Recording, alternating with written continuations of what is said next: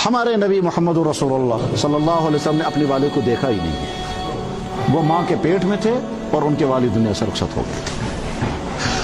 उसके बाद वो दुनिया में आए हैं तो उन्हें अपने बाप को देखा ही नहीं।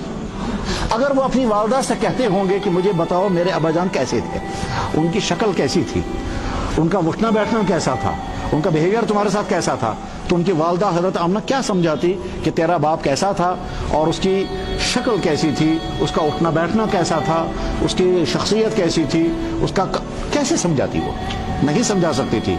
चलिए ठीक है। उसके बाद फिर अब अल्लाह के नबी अलैहि सलाम को सहारा यह है कि मेरी माँ है, लेकिन 6 साल की उम्र थी तो उनकी वालदा भी दुनिया से रुखसत हो गई। और वो भी इस हाल में रुखसत हो गई कि वो 6 साल का कम उम्र बच्चा मोहम्मद सल्लल्लाहु अलैहि वसल्लम मदीना शहर से वापस चल रहे हैं मक्का के लिए। रास्ते में उनकी वालदा साथ थी। वो वालदा को क्या बात पेश आ गई, लगता यह है शायद ऐसा हुआ होगा कि जब वो अपने बेटे को लेकर अपने शौहर की कब्र पर गई, क्योंकि अब्दुल्ला जो है वो मदीने और या मदीने के आसपास में कहीं दफन है। हमारे नबी जनाब रसूल अकरम सल्लल्लाहु अलैहि वसल्लम के वालिद जो हैं ये मदीने में दफन हैं या मदीने के आसपास में कहीं दफन है, इसलिए कि वो मुल्क शाम से बिजनेस करके वापस आ रहे थे और वहां बीमार हो गए और वहीं उनकी वफात हो गई। तो इस तरह से वह इस शौहर ने अपनी बीवी के साथ चंद महीने गुजारे हैं। अभी उनकी बीवी दुल्हन ही थी और ये सफर में निकल गए। उनकी बीवी नहीं चाहती थी ये सफर में जाए, लेकिन उन्होंने कहा देखो इसके बगैर चारे कार नहीं है, आखिर हमें खर्चे बर्दाश्त करने हैं, आगे बच्चा होने वाला है, इसलिए मुझे जाने दो, मैं जल्दी वापस आऊंगा।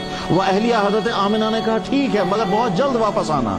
और नहीं, और मतलब नई नवेली दुल्हन हो, कुछ ही महीने अरसा गुजरा हुआ हो और वो अरमानों के साथ शौहर के साथ रह रही हो, फिर वो प्रेग्नेंट हो जाएं और उस वक्त उनका शौहर गुजर जाए, ये औरत समझ सकती है उस पर क्या क्या बीतती है। और शवाब उसका दिन और रात अपने शौहर के इंतजार में गुजर रहा है, वो कब आएगा, आ जाएगा। बिलाखिर जब काफिला मदीने में मक्का मुकर्रमा काफिला पहुंच गया, हजरत आमिना दरवाजे के पास खड़ी हुई होंगी अपने शौहर के इंतजार में, शौहर आए नहीं।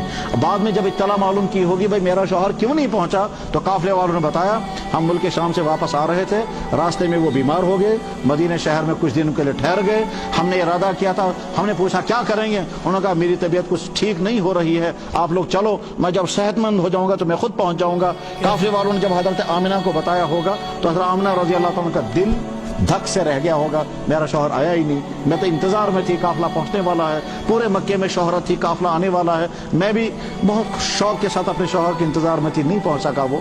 और बाद में महीनों के बाद पता चला कि जिस शौहर के तुम इंतजार में हो वो शौहर तो मक्का में वफात भी पा चुका है। अब हजरत आमिना 6 साल की उम्र के अपने बच्चे को लेकर के हजरत अपने अब्बाजान अपने शौहर के कब्र पर गई। जाहिर है मोहम्मद सल्लल्लाहु अलैहि वसल्लम ने एक नजर कब्र को तो एक नजर आमिना को, उस वक्त हो सकता है उन्हें पूछा होगा ये मेरे अब्बाजान की कब्र है, ये आए क्यों थे इधर, वो यहाँ वफात कैसे हो गई, इनको उनकी शक्ल कैसी। शायद हजरत आमिना ये बर्दाश्त नहीं कर सकी अपने बच्चे के सवालात। और उसके बाद जब मदीने से वापस चले हैं 6 साल के बच्चे को लेकर, तो रास्ते में उनको तकलीफ हो गई, जिस तकलीफ को आज हम समझते हैं शायद वो हार्ट अटैक हुआ है। और उस हार्ट अटैक की बिना पर वो 21-22 साल की माँ अपने नन्हे मुन्ने मोहम्मद बच्चे को छोड़ करके रुखसत हो गई। उस वक्त उस कब्र पर अल्लाह के नबी ने क्या क्या किया होगा।